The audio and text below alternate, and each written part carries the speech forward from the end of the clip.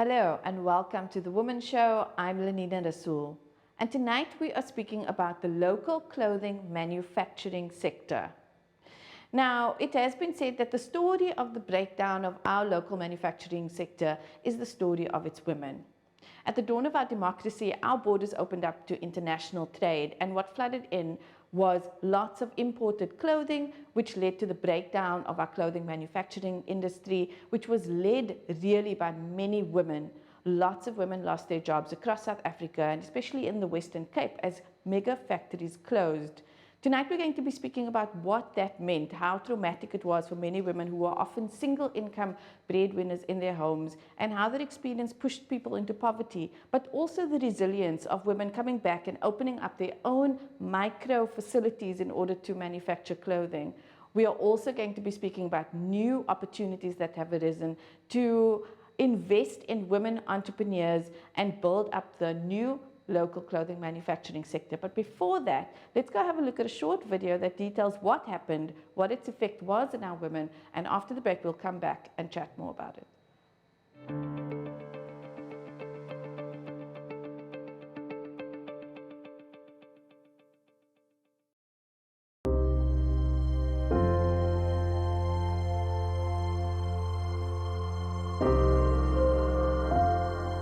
In 1994, the dawn of our democracy promised a new and better life for South Africans. But for the local clothing manufacturing industry, the opening up of South Africa's borders brought on a devastating loss. International clothing imports flooded the market, with corporates choosing to import cheaper products from overseas, causing many local factories to retrench workers, especially women working on the factory floor, and later close their doors altogether. Over the first decade after apartheid ended, more than 55,000 jobs were lost, with many households plunged into poverty where women were often the sole breadwinners. In the heart of what was once South Africa's textile industry, now stands an empty factory building. For some, this old structure represents nothing more than a building to be converted into office space. But for others, such as 51-year-old Aziza Khan, who has worked in the textile industry for 37 years, it represents a livelihood being threatened as outsourcing continues to cut local jobs. It is because of the Chinese that there are no jobs for our children. We as adults are also scared because we don't know if we are going to have jobs tomorrow.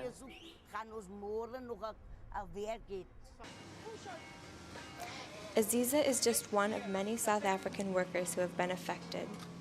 In addition to outsourcing of the textile industry, many other South African industry and service sectors have also been impacted.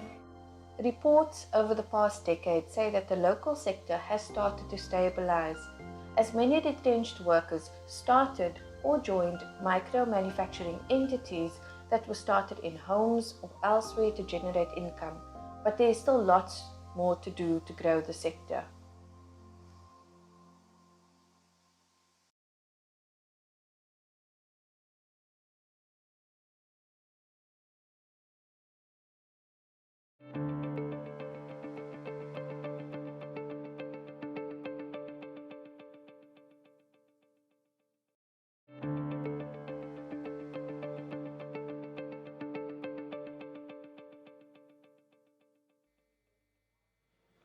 Welcome back. You're still watching the Womxn Show, and today we are speaking about the clothing manufacturing sector, and we're going into a little bit about what happened during the time when there was a breakdown in the sector. And with me in studio is Nabu, who is the owner of Scala Fashions, and Shereen, who is with Enza, a company that is starting a hub to stimulate more work in the micro manufacturing sector with clothing. Welcome, ladies, and thank you for joining us. Thank you so much for having me here. So I wanted to come in with a quote I read the other day, that the story of the clothing industry is often referred to as the story of its women. And we know that when there was a breakdown in the industry, and my mother herself worked in a clothing factory, that lots and lots of women lost their jobs. And so, Nabu, I wanted to start with you because you've got over 35 years experience. You were one of those women who worked in those factories that closed down. And I think just to give us some historical context, can you tell us, what it was like and what happened, especially from your perspective as working sort of on the ground? Okay. You see, in apartheid, all you could be was rather maybe a nurse or a teacher. Mm-hmm. But that was more to the affluent families, who could afford to send their children to college. So most of the ladies, the women, went into clothing, like into the textile industry. And then we had all these major mega factories. And then post-apartheid, the market suddenly opened for trading and global trading at that. So now the retailers opted to, rather than starting to import, then still produce locally. And that led to most of the mega factories having to close down, because there was no work for them, because most of the big retailers were importing. And then it was mostly especially in the Western Cape, because the Cape Flats was like the mecca of the textile industry. And they were hit hard, because many women lost their jobs, and many women on the Cape Flats were the single mothers with a single household income. So when these factories closed down, suddenly there was no bread on the table. And it was very traumatizing for everyone, because then they were like dumped into poverty. But we in Cape Town and on the Cape Flats, we're very resilient. And that gave birth to the micromanagers. What happened was they would, create any little space that they have, buy 2 or 3 machines, and then start producing at home. Yes. So we kind of started doing, reviving the textile industries within our communities, because there was nothing out there for us. And then after that, you start employing within your community. So you also teaching them to sustain themselves, because then they could start putting bread on the table, because they're very skillful. And that's all they also knew. So we created that within our community, and that was the rise of the micro manufacturers. Then came COVID. So suddenly clothing wasn't an essential anymore. So the micromanagers was also hit again. But the smaller retailers, not the big retailers, the smaller retailers, they were the ones that invested in the micromanagers, within the communities. And then, thank God for online shopping. So, even though, income declined during COVID, we still had our online shoppers, so we could still, manufacture, even though in a lesser capacity. Now we're over COVID, sort of, but we're getting there. So now the retailers have now decided to go locally again. Yes, because there's still issues with the importing. Yeah. And I think that's where COVID hit hard also, was that they couldn't import any clothes. Yes. So now they decided they're going locally again. So, but it still isn't coming through to the micromanagers, because the remaining of the mega factories can produce 20,000, 50,000 a month. We don't have that capacity. So we're staying with the smaller retailers that their output is about 2,000 a month, So they actually kept us going. There's a lot of challenges to it, but there's a lot of positives to it as well. Yes. Because now the entrepreneurs came out. You know, we had to make a plan. We had to put bread on the table. So we started like our own business, little business at home. So now we're entrepreneurs. And now with COVID, you know, sort of dissipating, going somewhere else, if I can call it that, the challenge that we have is we cannot get into the big markets or into the global markets because we do not have the capacity, you know. So the remaining big orders is still going to the mega factories. The sort of the bigger ones. Yeah, the bigger ones who can handle it, you know. Because we mostly employ, like, say, minimum 3 to 10, and they have 3 or 4 lines. So they can take on the bigger orders, and we service the smaller retailers, you know, the ones that has 500 or 1,000 units per month. We service them. Yes. I mean, and it's a great story. It's a great story about resilience, and it's a great story about being hit with something out of your control and having to come back and having to do that. I wanted to ask you, saying there's challenges, and Shereen, you've been, you know, in the creation of this hub, which I understand will connect micro manufacturers like Nabu to the bigger retailers. And maybe you can tell us a little bit about what the hub, you know, aims to do and how they aim to do that actually, which is really just creating access and increasing capacity, I'm assuming, in some way. But also, what are some of the challenges that you find, you know, just to build on what Nabu said, for micro manufacturers now who want to branch out or grow? Well, I've been doing promotional items for a while, and I've been doing corporate clothing for a while before I joined ENZA. So the platform is to assist. As Nabu says, there's lots of challenges that people have. Micro manufacturers, CMTs, have in getting fabric, finishing of garments, specialized machineries. So the hub wants to be there to assist people who are on the micro manufacturers who are on the platform, because there will be an application process.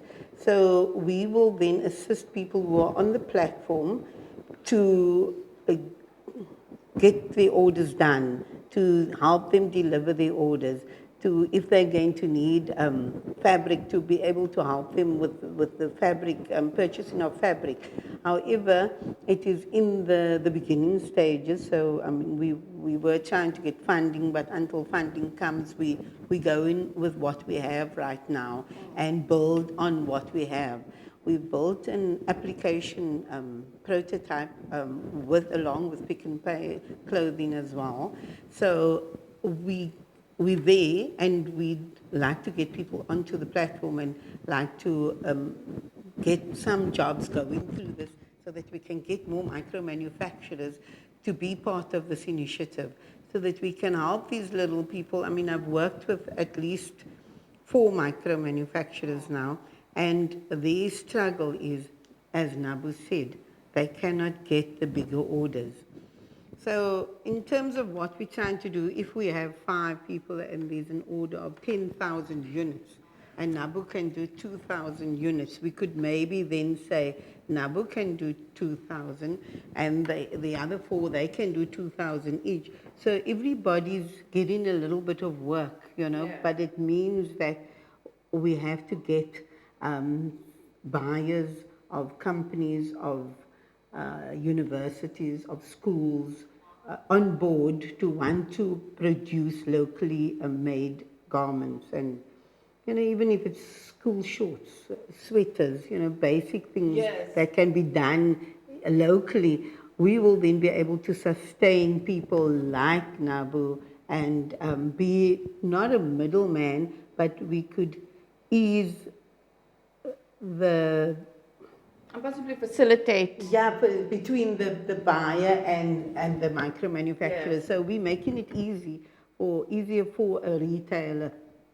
to go through us, and we will have already screened micro manufacturers and CMTs and said, okay, they're not that good in doing trousers, but they can do hoodies very well, you know. Yeah. So then filter the hoodies through to them and say, cool, we'll go in, we'll do QC, we'll get the samples up and down to the retailer and say, this is your sample, you know, are the sizes intact, go back there, do fittings with the micro manufacturers and just make it easier for them to have a smoother job going, you know, a smoother production line.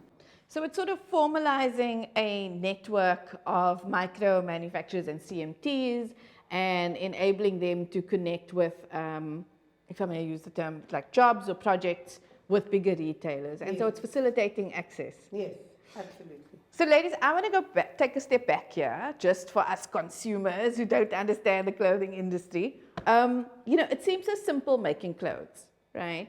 And so both of you have mentioned that micro manufacturers have challenges and that could be output in fabric. One of the things that I found when I was doing some research and I was actually watching some YouTube videos, that fabric itself is quite a huge issue. So sometimes the fabric itself is imported, or a lot of times. I mean, could you just like run through the process of what it takes to actually run a CMT? You have to get the fabric. This woman was saying how much you buy, so how much you can afford to buy versus how much you can buy to make a certain amount of like stock. The cost of the fabrics is an issue. What are some of the, you know, how do you get to a point where you've got the clothes on the shelf? Okay, so it starts with first the designers, you know, so they design, then it goes to grading, and from grading onwards, there's the rating of the fabric, so that you don't buy too much and you don't buy too less. Yes. So you look at your rating of your fabric, and then you look at the design of the fabric, and you decide, okay, so we're taking 2 meters to make this garment, right? That includes like binding and sleeves and everything that's on the garment. So then from there, you actually have to order your fabric. Okay. Because sometimes they don't have it on the rolls, they will sell you per meter. And if you have a huge order, you obviously have to have rolls of fabric. Because the other thing in there is also shading.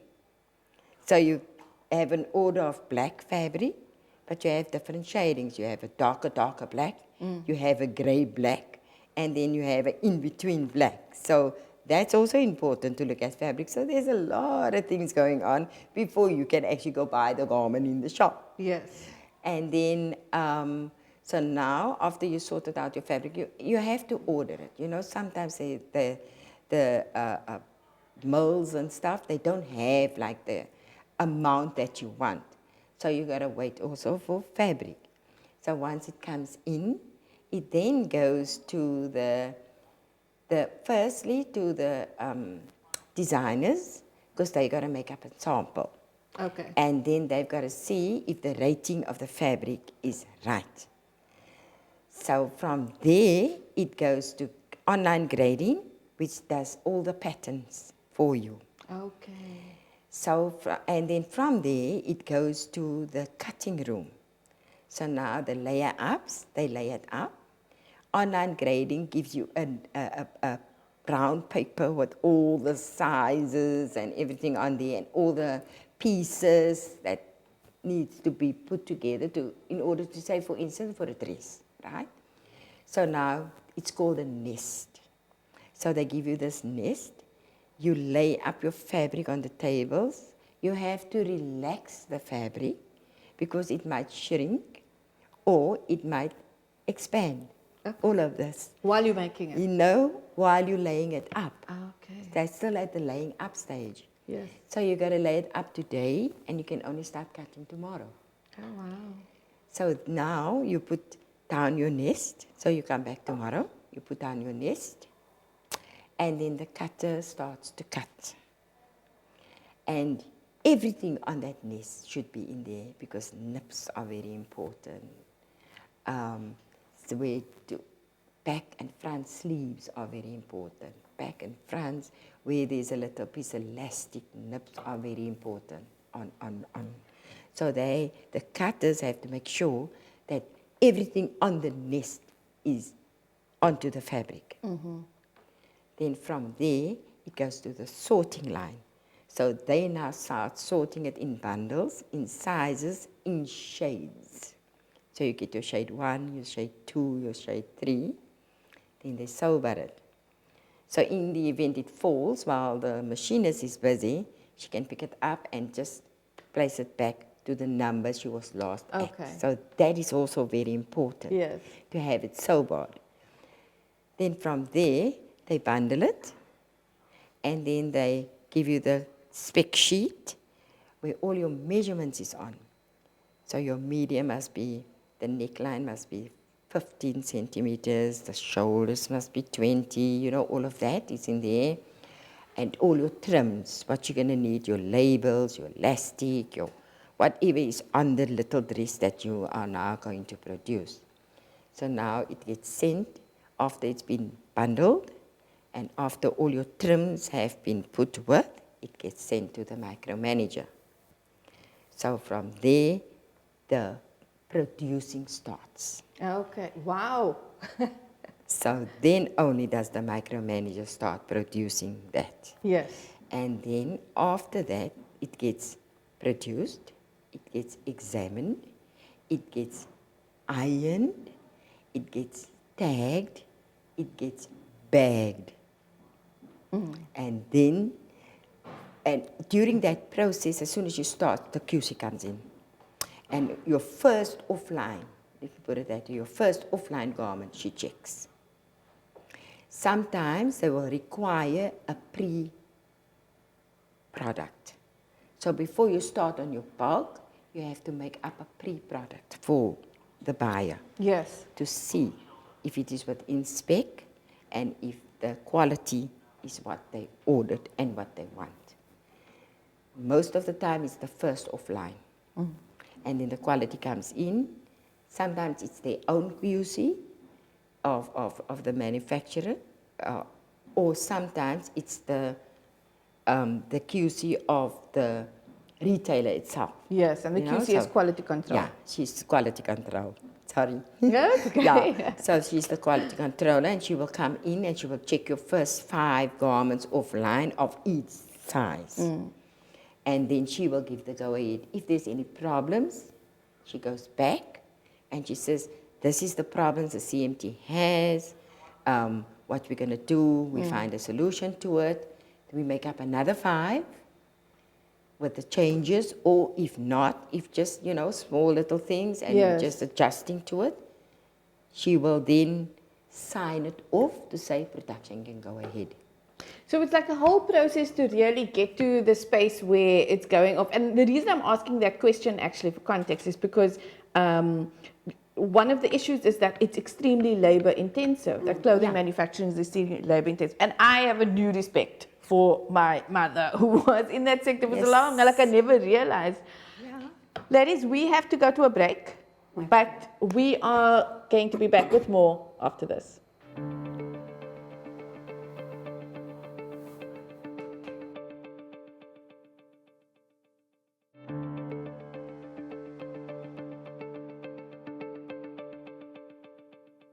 Welcome back. You're still watching The Womxn Show, and we are having a discussion about the the local clothing manufacturing sector. We've spoken before the break about the collapse of the sector over 2 decades ago and throughout, and a renewed sort of sector that emerged, which is micro manufacturing. And with me in studio is Nabu Scala from Scala Fashions and Shereen Cairns, who is part of a new hub that is coming out that is going to connect smaller micro manufacturers and CMTs with bigger retailers. And all of this is pointing towards the fact that manufacturing is pivoting back to local. Now, as a result of a few things, I think before the break, Nabu, you said COVID played a huge role in that it closed the borders and there was restrictions on importing, and bigger retailers who were importing quite a lot over the years found themselves stumped and having to turn back to local manufacturers, which is a good thing because we want to bring local manufacturing back. We also spoke about the trauma, I think, of the breakdown of that sector and what it meant for many women who were primary breadwinners in their family. And I think it's not only also single mothers, it's just, that was the backbone of a lot of homes and bringing in that income. And so, I want us to pivot now and just speak about new opportunities. But before we speak about the new opportunities, Nabu, you spoke about then starting up your company. You lost your job. The factory is closed, you lost your job, a lot of women did, but they're sitting with a very strong skill set because we did have a strong skill set here. Many people like you had worked for many decades in the sector. My mother had a whole career sort of out of it, and that is what she knew. So we had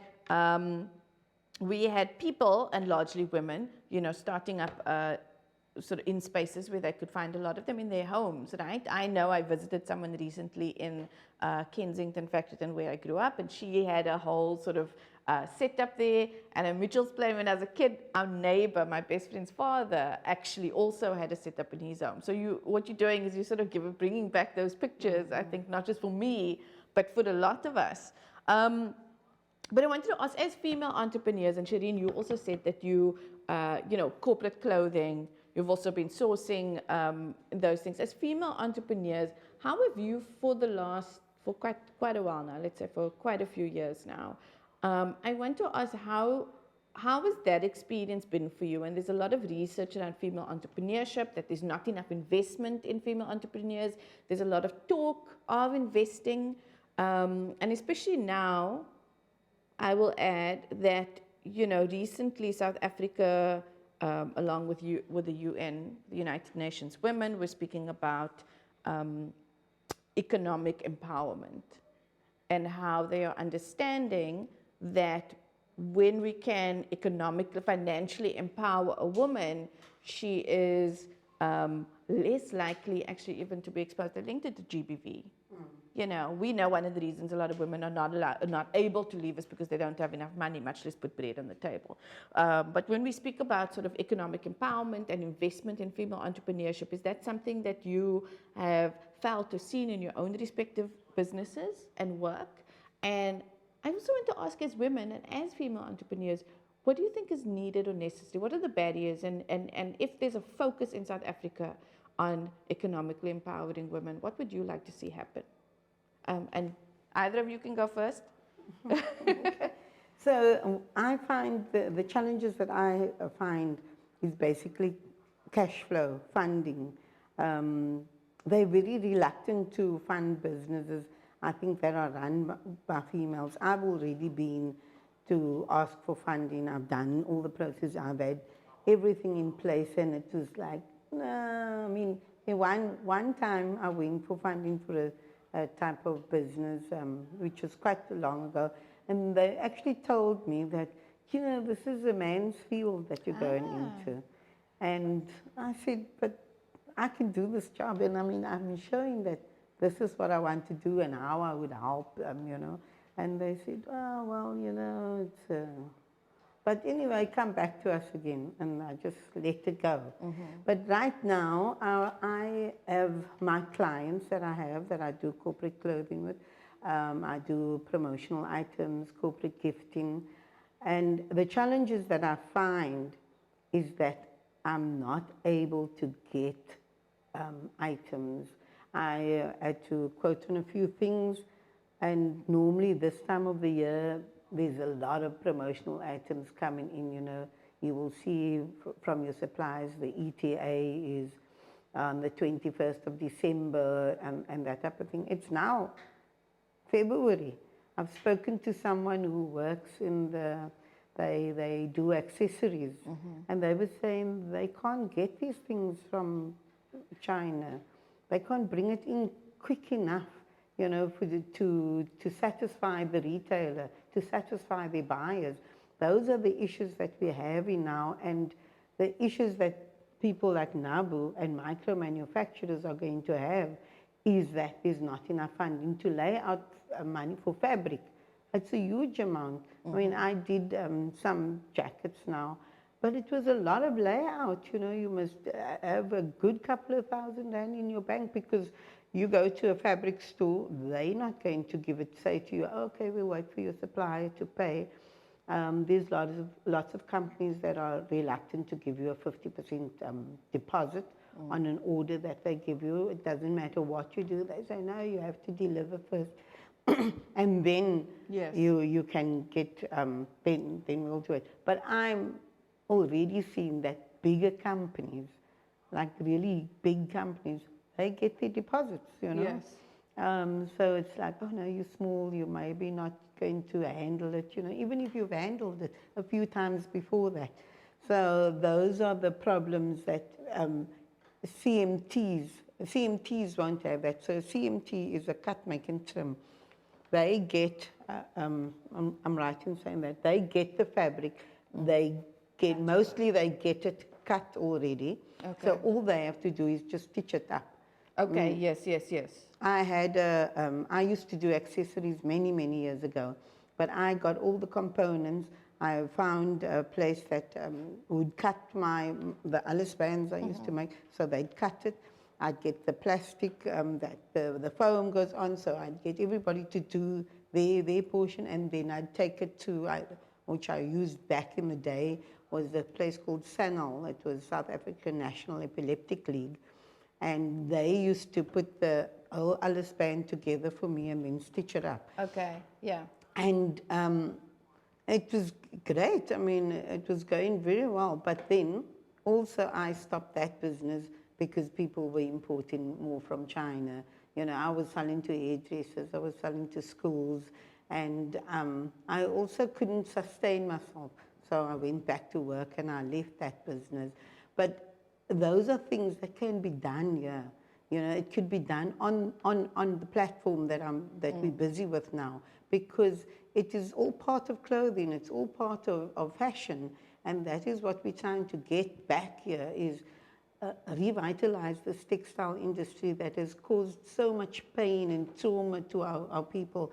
We want to be there and be able to assist these people to grow their business, to upskill them, to say, you know, you don't have a buttonhole machine. Here in the hub, there's a buttonhole machine. But, you know, the goods comes in and you finish your garment here. Nabu or whoever else phones and they say the overlocker is broken down. We want to have access to a machine mechanic, sewing machine mechanic that we can send out almost immediately to go and assist them to fix the machine. And if it can't be fixed, you know, come into the hub and do that. But, you know, that's also going to take money and therefore... Because that's also investment. It's investing in the things that matters. And I just want to say that you're raising really important points that we haven't spoken about a lot, and possibly we'll have a look at, you know, having another show where we can speak about the impact of imports, because it was imports really, and it is still affecting us, as you're saying. And how that came about and what that means. But essentially, what I like about what you're saying is, because when I was doing some of my very layman's research on, you know, the effect of those imports, they were also talking about a global value chain. So where we're looking at one item of clothing, but parts of that process was being done in different countries, wherever it is cheapest, and then we get the final product, which is essentially what you're doing, but on a local level. Yes. And Nabu, I wanted to ask you, so for you, you know, in terms of challenges also, do you see it in that fabric? And are there, you know, as a female entrepreneur also looking at what type of investment you need? And I think Shereen mentioned really good, solid stuff to me, it means. You know, solid stuff. It's not always even that we just want money. It's that, yes, we don't have this machine. Yes. We don't have access to just these small parts of this value chain that is restricting us. So what are ways, and speaking about the clothing manufacturing sector, that where are spaces that need investment? You see, the bigger retailers, because we're manufacturing from our homes, right? They're not too keen to invest because it means our capacity has to, you know, go bigger. And we don't have it at the moment.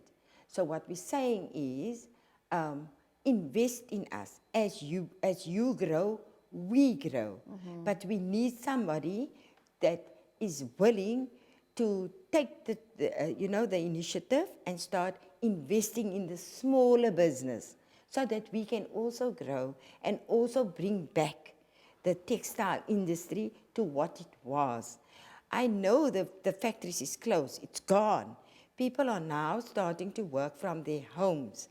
And the quality is the same because it's the skilled machinists from the factory that's just working from their home. But like Shereen said, there is a reluctance to invest in the smaller micromanagers. They will invest easily in a bigger factory that has 3 or 4 or 5 lines, but they won't invest in a small micromanager, manufacturing plant that's maybe just employing 3 to 10 people at a time. But there is such a positive side to that as well. When you put money within the communities, they uplift themselves, which eases the burden on the government for grants and SASA and all that other, that the government is now responsible for. Because then communities can start sustaining themselves. The more you invest in us, the more we sustain ourselves, the lesser the burden on the government for the grants. So that's one of the challenges that we face, that nobody's prepared to invest in a smaller, manufacturing plant. They would rather go to the bigger ones, but they have money. We don't. So like Shereen said, you need a couple of thousands in your banking account if you even just want to start out. Yeah. And we don't have that. And especially in a sector like this with that long process that you were laying out, right? Of the collapse of the... There's zips and there's buttons of the and there's textile industry. the cotton. And the other upside to that is also, you would think that the textile industry is fading out.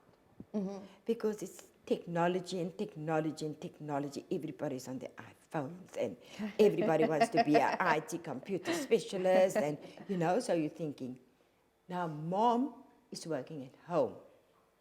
Daughter is sitting in her room. She's on her phone. So she passes by and she sees what mom is doing. And she's saying, that looks interesting. Can you show me what that is? So now you show daughter what mom is doing. So you're actually carrying on. So by the time mom retires, daughter has taken enough interest in what mom was doing to carry on the textile industry. Yes. So now there's always, everybody wears clothes. Clothes is never going to go out of fashion. Fashion, yes, but I mean, you have to wear clothes. So it's sustainable. So even if you don't get a job as an IT specialist, which you have studied for, sustainability is within your home. Yes, so it's a strong sector, like you're saying. Yeah, everybody's always going to need clothes. And on that note, I'm a consumer.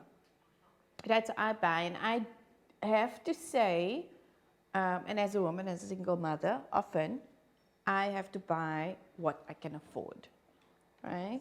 And so there's one side about investment from retailers and so forth, but there's a large narrative emerging about hashtag buy local, support local, and from our side being able to invest. And I guess I'm asking also from a, we think about it that way, and we can look at a label that says made in South Africa, but sometimes those are also, we don't really know like who that is. That might not be you, Nabu. Yeah. How do we as consumers, how are we able to support, is there a way for us to be able to directly support local micro manufacturers? At the moment, no. Okay. Yeah.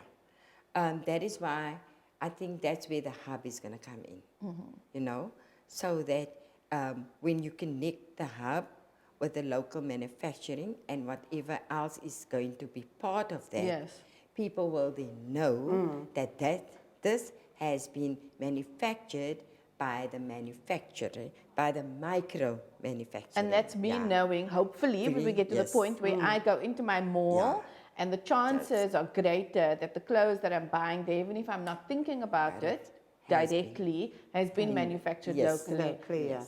I do want to ask something. So it does mean, given the history, and when we talk about investment, it's also about thinking about some of that investment might just be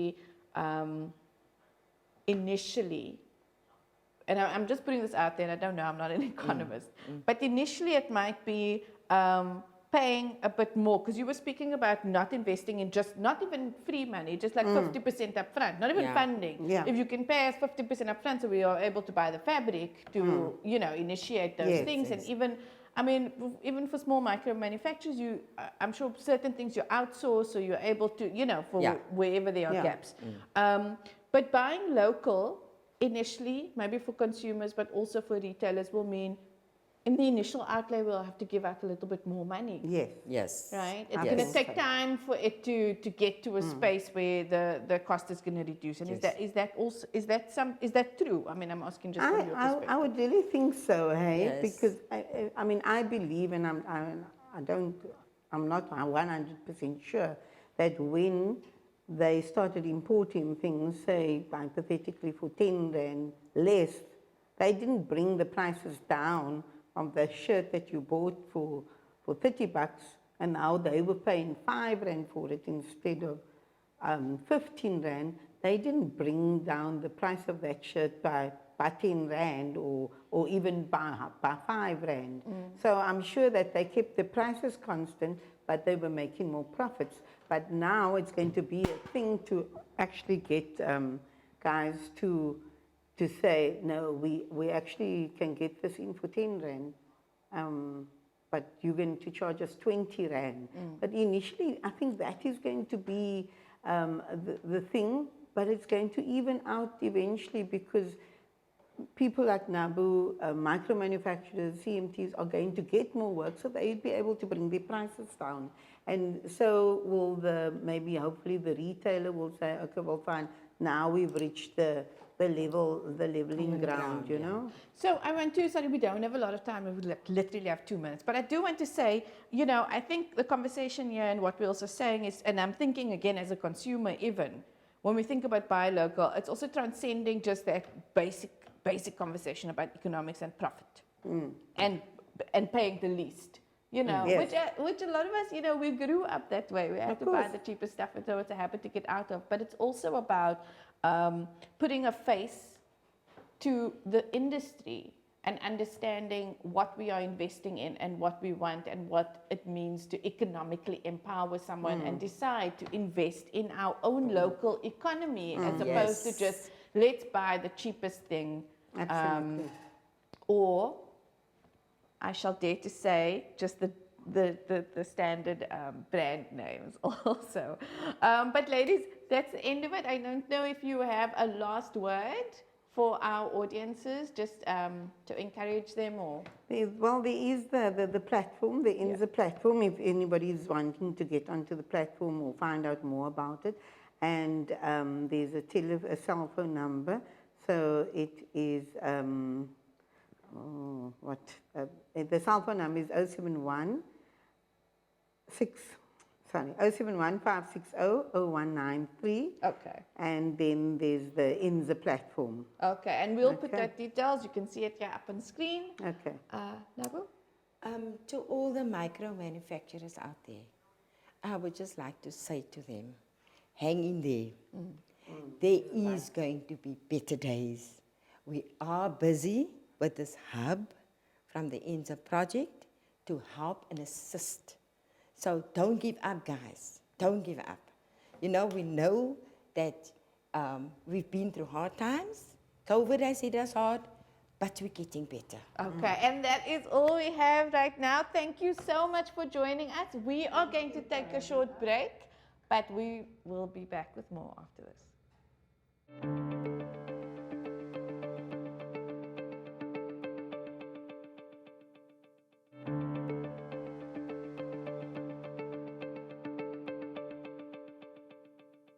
Welcome back. You're still watching The Womxn Show, and we are almost at the end of our hour together. We have had such a great conversation about the local clothing manufacturing sector, looking at the breakdown of that sector after apartheid ended, but also the resilience that allowed women and other stakeholders to pivot and create new opportunities for themselves. Now, we are going to have a look at a short video that is going to celebrate that resilience, and so that we can celebrate how they have come back and also what we can look forward to. Let's have a look.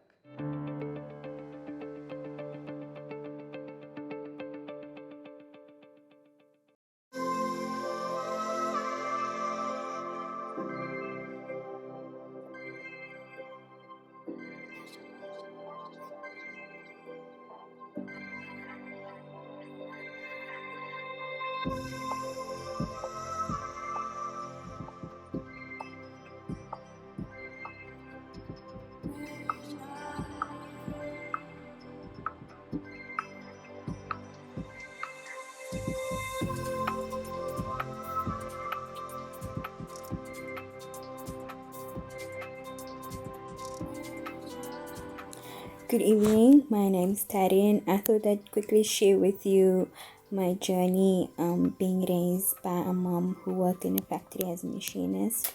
Tonight I just want to salute my mom for being so resilient, so hardworking, and to have managed to have put me through 3 schools. And I think raising a child with special needs, it's even more cost effective, and she just kept on persevering, pushing through. She managed to put me through schooling, excessive transportation, and the fees that incurred with that. And I think her resilience and her being such a pillar of strength in my life really just drove me to the point where I thought I cannot give up, and I simply cannot give up on the journey that she has paved for me.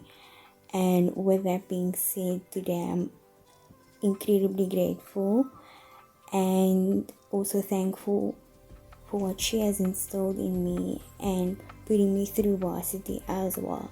So tonight I just want to salute my mom and all factory workers who have pushed and kept on pushing and making sure that they give their kids the very best. So I salute you.